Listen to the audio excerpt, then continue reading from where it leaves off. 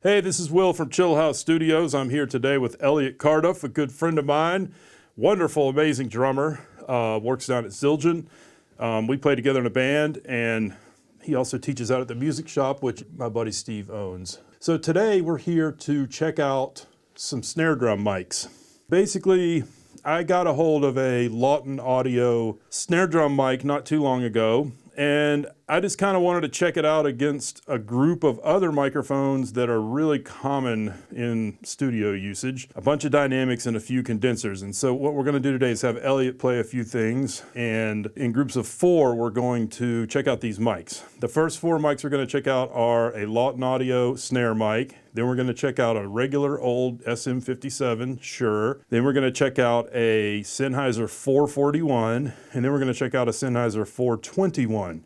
All 4 of these mics are going into a set of API mic pre's, the 512Cs. They're all matched, so we take that out of the equation.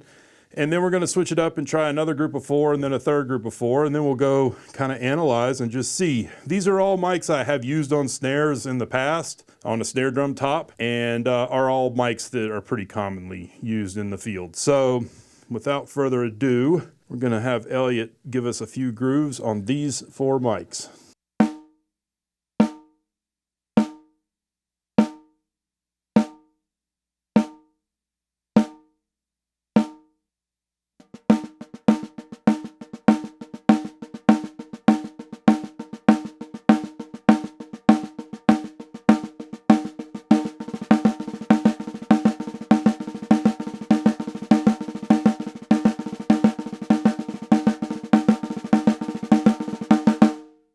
Okay, so now we switch the mics, and we have here a quartet of Shure mics. We have the Beta 57A, we have a regular SM58, we have a 545S, which is the 57 from the 1960s before it was a 57 by name. And then we have an SM7. So these are all 4 dynamic Shure mics, and we're going to run the exact same test. By the way, we are using a Ludwig Supraphonic 5-inch. It's an early 70s with a little gel on it, and then one of the 60-gram tandem drum drops on it also. Just a little dampening, just my preference. Okay, so now we're going to run the tape, do the same test again.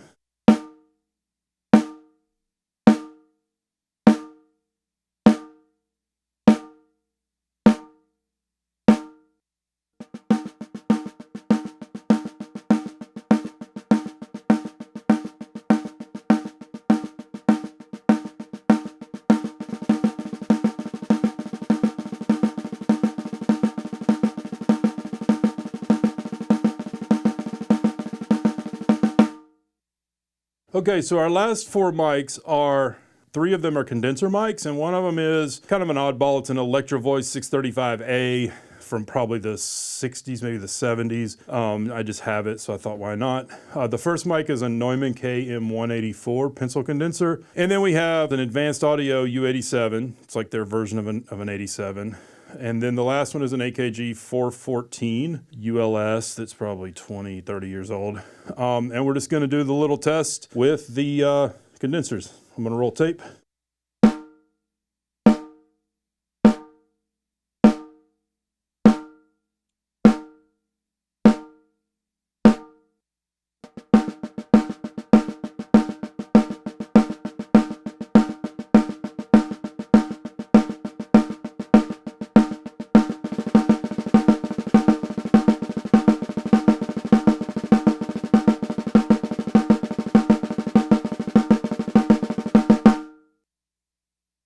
Okay, cool. So now we are going to check out all of this material that we just recorded with these various mics and just get some kind of feedback from Eliot and just see what it sounds like. Yeah, this is going to be cool because as a drummer, you know, I'm not an engineer or a producer, so to kind of get this comparison between the microphones and learn more about maybe specific applications of them, that's going to be pretty enlightening in my case. So sure, looking forward to it. You sit in front of a snare drum a lot.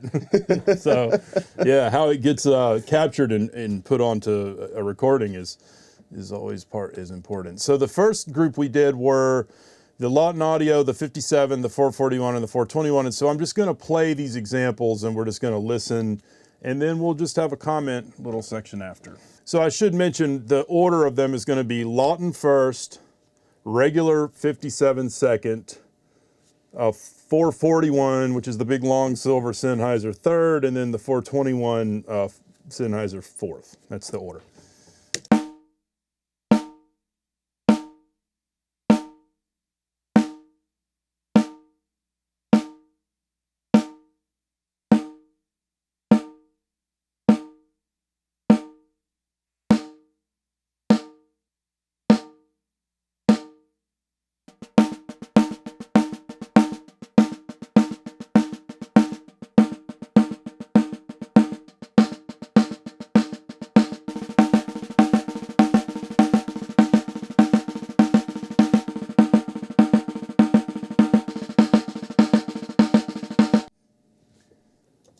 Some pretty big differences there. Yeah.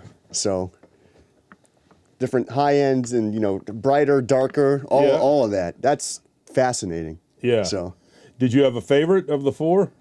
I mean, the just good old SM57 sounds like just a all-purpose good usable sound. Right. But gosh, It's pretty different. yeah, really different. Yeah, I mean, I think the Lauten sounds really good. It's really well balanced. I think the 57 also sounds great. And I thought the 441 was a bit on the dark side, which is a little surprising to me. And then I thought the 421 was, I didn't like as much as I did either the 57 or the Lauten in this case. Although I do like that mic on a lot of other things, I just didn't love it as much on the snare drum. So now we'll move. And this is our quartet of Shures, of other Shures. This is a Beta 57A, a regular 58, that 545, which is the silver one from the 60s, and then the SM7. So the order is Beta 57, 58, 545, SM7.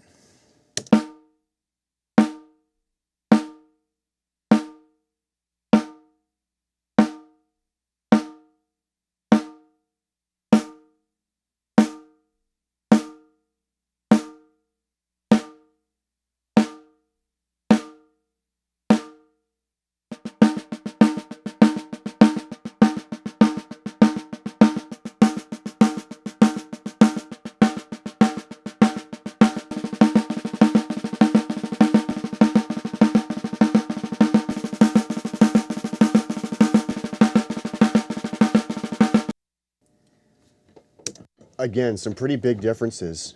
So the second was the 58, and the third one was which one again? That silver one from the 60s. Right. I liked the 60s one a lot, actually. Cool.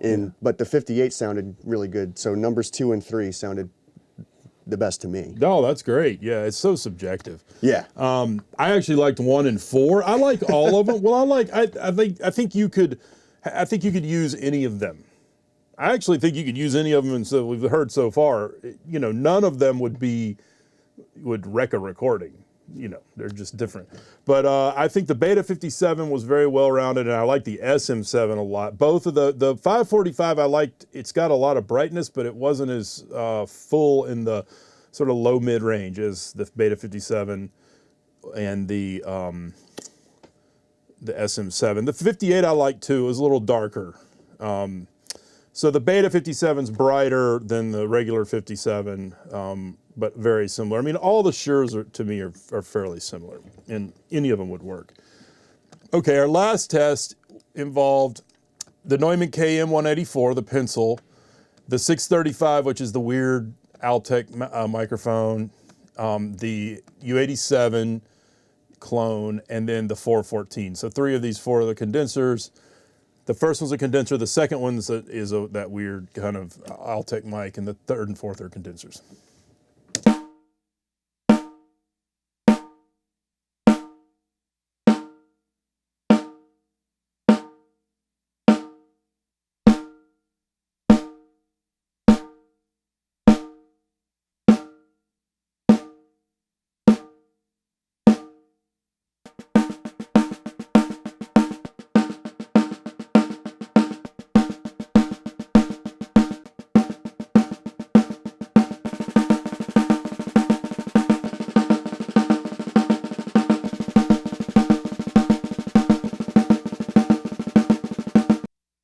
So kind of like 1 in 4, like, which were your picks for the previous batch. I mean, again, a lot of this stuff is new to me, which is why this is so fascinating. And as an engineer and producer, I'm just really curious about what kind of your applications would be for different mics and for what kind of music. So maybe you can tell me a little bit about that. Oh, absolutely. I also liked 1 in 4 from this batch. The KM184 #1 was probably my favorite. The 87, the third one, had a lot of what's called proximity effect, which is a bass response. It had a lot, probably more bass than you would want. And the Altec was, dark. That mic's dark and a little narrow sounding. Normally I would not put condensers on a snare top unless it was like a jazz thing, like a brushes thing, something quieter. Because snare drums get loud. They have a high SPL, or they have the ability to have a high SPL, which is sound pressure limit. So dynamics just, and especially like a 57, Beta 57, they work really well because they kind of handle the same kind of frequencies that snare drums typically exhibit. Or say the more prominent frequencies that you end up featuring in a mix.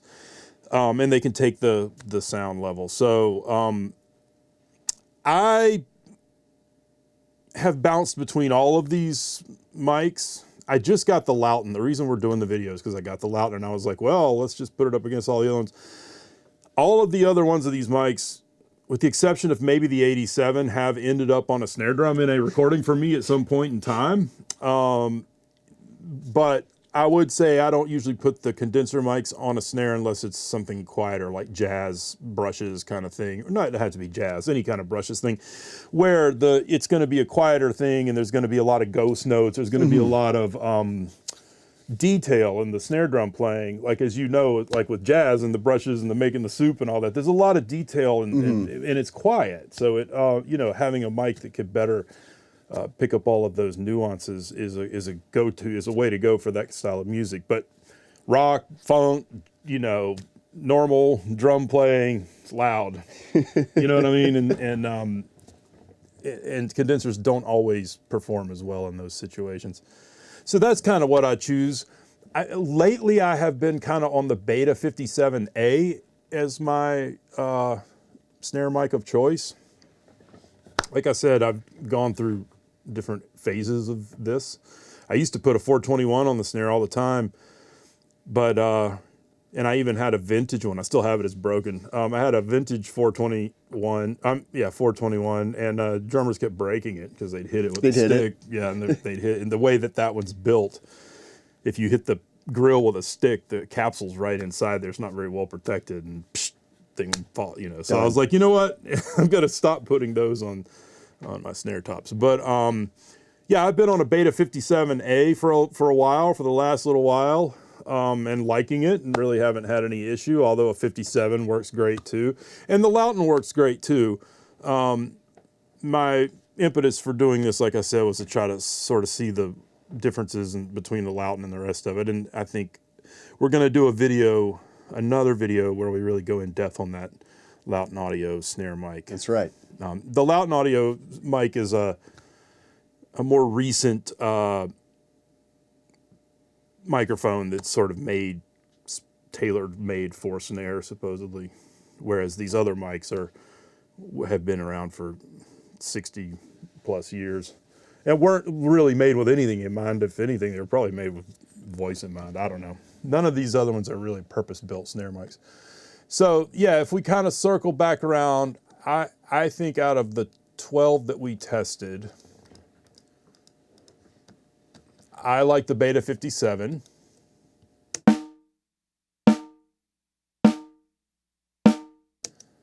I like the regular 57.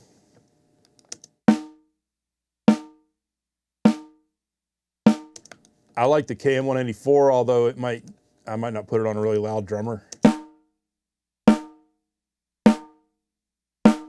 for fear of breaking it. And I like the Lauten.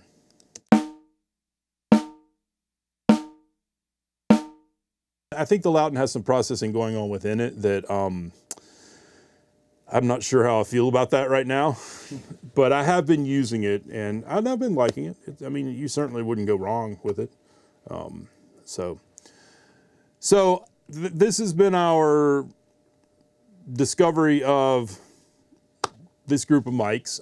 You can play the examples over and over. I might also put up a link in the YouTube description to like a Dropbox, and I'll just put all of these mics, like what we just listened to, up as a WAV file. So all of these examples they were not recorded with any compression, and then the way we're listening to them and the way I put them in the video, they don't have any compression, they don't have any EQ, there's no anything on them, they're just naked. Right, and there's just a little bit of muffling on the snare, and that's it.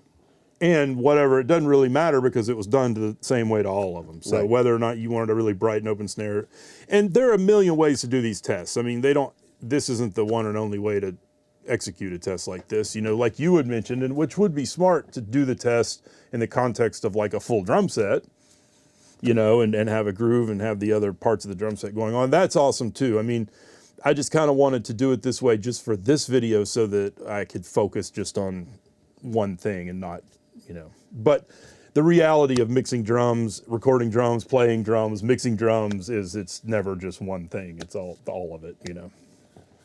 Okay, cool. So we hope you enjoyed the video, and really want to thank Eliot for coming by and participating in this. It's a pleasure. It's always a great time just to be around Eliot. Likewise, Will, and this was fascinating and enlightening in all kinds of ways for me as someone who's just dipping his toes into more music technology stuff. And you work for a cymbal maker, so you're on that side of the equation, and so you probably hear all kinds of different cymbals and qualities and types of metals and everything else. And this is an equally important part of a drum set, but a different one than a cymbal. That's right. Okay, thanks guys. Bye-bye. See you later.